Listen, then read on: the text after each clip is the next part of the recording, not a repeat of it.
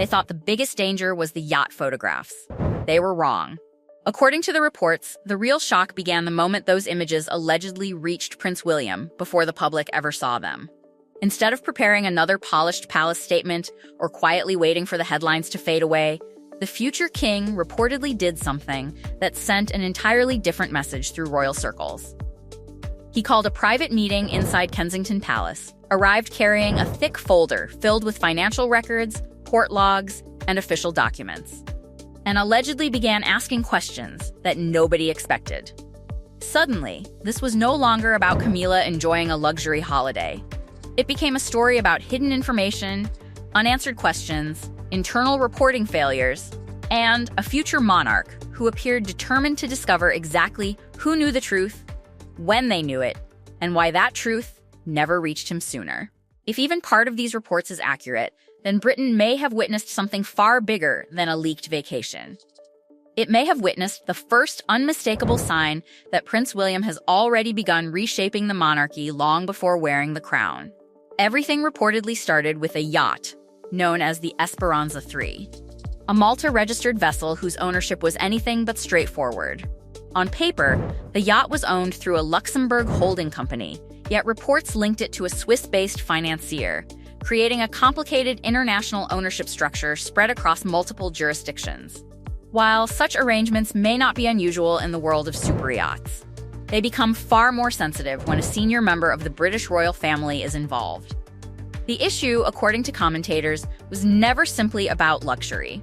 It was about appearances, public confidence, and whether accepting hospitality from an asset hidden behind several corporate layers could expose the monarchy to uncomfortable questions. The ownership itself became another clue, another mystery, another reason for William's reported concern to grow. Yet, the yacht alone was never the entire story. Reports claimed that Prince William had already spent more than a year privately pushing for stricter internal rules governing gifts, hospitality, and relationships that could create even the appearance of privileged access or favoritism. Those discussions were allegedly happening long before anyone heard the name Esperanza III. That completely changed the meaning of the reported holiday. Without that background, Camilla's trip might have looked like little more than unfortunate timing, but placed against William's reported campaign for tighter accountability.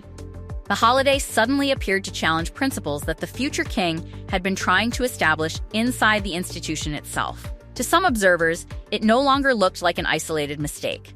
It looked like someone ignoring or refusing to recognize the standards William believed should apply equally to everyone.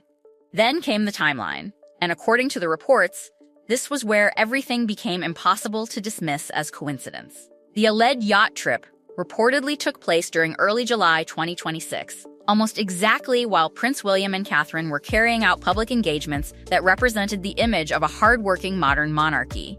They were reportedly visiting a children's hospice in Birmingham and meeting veterans near Edinburgh, presenting stability, service, and dedication. Meanwhile, far from Britain, Camilla was allegedly enjoying time aboard an exclusive yacht.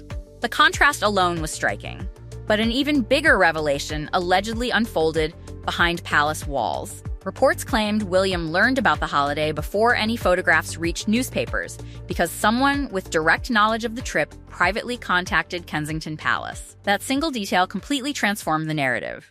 Instead of reacting to public embarrassment, William was reportedly responding to confidential information delivered from inside the royal circle itself. Someone believed the situation was serious enough to bypass ordinary channels and alert the future king directly. Suddenly, the greatest mystery was no longer the holiday itself. It was identifying the person who decided William needed to know first. As investigators reportedly began examining the circumstances, an unlikely piece of evidence emerged that changed everything. It was not a dramatic confession or a secret recording. It was a routine maritime registry document. Reports claimed journalists matched publicly available ship registry records with a social media photograph that had briefly appeared online before being deleted. That tiny digital footprint reportedly unlocked the yacht's identity, allowing investigators to trace its movements through port logs and reconstruct its recent history. Once the vessel was identified, everything else reportedly became easier. Questions expanded beyond photographs. Investigators could reportedly identify passengers, examine ownership records, explore financial relationships, and begin asking whether any connections overlapped with royal charities or patronage organizations. A single deleted image had allegedly opened the door to a much larger investigation, revealing how even the smallest overlooked detail could unravel an entire story. The contradictions reportedly became harder to ignore with every new discovery. Representatives for Camilla allegedly described the holiday as a private matter that required no public explanation. Under ordinary circumstances, that argument might have satisfied many observers because members of the royal family regularly take private vacations. But according to reports, this particular trip allegedly never appeared within the royal family's published transparency records. Internal palace policies were also said to require certain gifts, hospitality arrangements, and benefits to be formally declared. That created a difficult question with no simple answer. If the trip truly qualified as an ordinary private holiday, why was it reportedly absent from the official records? And if it was intentionally left undeclared, who made that decision? Was someone interpreting the rules differently? Or did someone understand that disclosure would invite exactly the scrutiny now dominating headlines?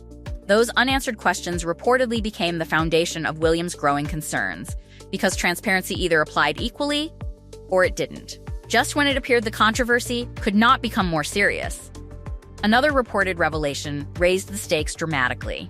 Investigators allegedly uncovered evidence suggesting this was not the first voyage aboard the same yacht. Reports claimed Camilla had previously vacationed on Esperanza 3, possibly as early as 2023, and that earlier trip had also never appeared in official transparency records. Palace insiders reportedly discussed the matter privately at the time, yet no formal disclosure followed. That transformed what initially looked like one controversial decision into what critics described as a possible pattern stretching across several years. If those reports were accurate, William's reported frustration was no longer directed at a single holiday. It was allegedly aimed at an established system that had quietly allowed repeated hospitality from the same source without public declaration. And if one undeclared trip could remain hidden for years, the obvious question became even more unsettling. How many other uncomfortable details were still waiting beneath the surface, hidden behind palace walls? Unseen until someone finally decided to pull the next thread? According to the reports, the moment that allegedly changed everything arrived in mid-July 2026, when Prince William reportedly refused to let the growing controversy remain another quiet palace discussion. Instead of gathering advisors inside Buckingham Palace, he reportedly summoned key officials to Kensington Palace, a decision many royal commentators interpreted as symbolic before anyone had even entered the room. The future king was reportedly making one point immediately clear: this investigation would happen on his terms. Then came the image that has dominated every discussion surrounding this controversy. William allegedly walked into the meeting carrying a thick printed folder containing financial records, port entry logs, lobbying disclosures, and a detailed summary of both yacht trips. Those weren't talking points prepared for a media interview. According to the reports, they were documents assembled for accountability. William reportedly wanted precise answers about who approved the trips, who knew about them, why earlier concerns never reached the highest level of the royal household, and exactly what King Charles had been told before everything threatened to become public. At that moment, the leaked yacht photographs reportedly stopped being the center of the story. The real battle became the palace system itself. The reported answers only deepened the mystery. According to insiders, one official admitted that concerns surrounding the yacht had indeed been raised internally, but failed to explain why they had never been fully escalated. Another reportedly acknowledged that King Charles received only a limited overview of Camilla's travel arrangements and allegedly was never informed about the yacht owner's identity, the lobbying connections, or the financial relationships surrounding the vessel. If those accounts are accurate, William reportedly concluded that the failure extended far beyond one holiday or one decision. He allegedly believed the reporting structure itself had broken down, filtering out the most sensitive information before it could ever reach the king. That realization reportedly transformed the discussion from personal disappointment into institutional reform, because a system capable of hiding critical information once could potentially do it again. William's reported response was immediate and uncompromising. According to the reports, he laid out 3 formal demands that would determine what happened next.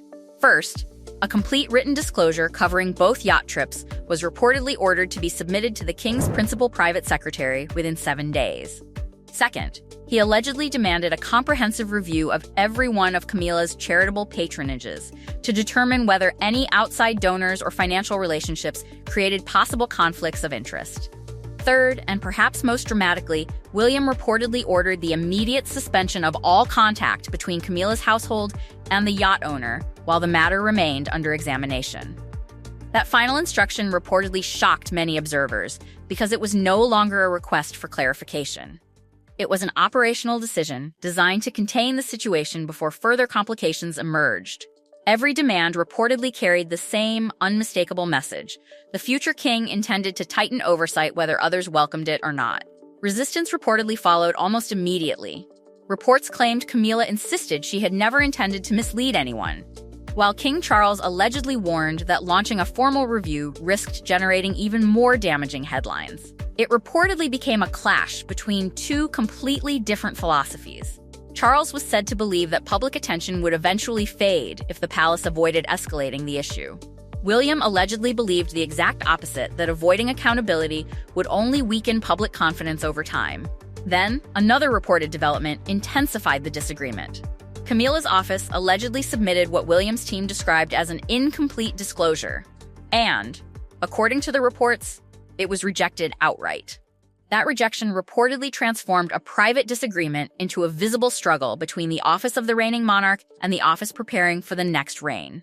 The balance of influence suddenly appeared to be shifting, not through speeches or ceremonies, but through paperwork, procedure, and competing visions of how the monarchy should operate. Throughout the entire controversy, one reported pattern continued to stand out.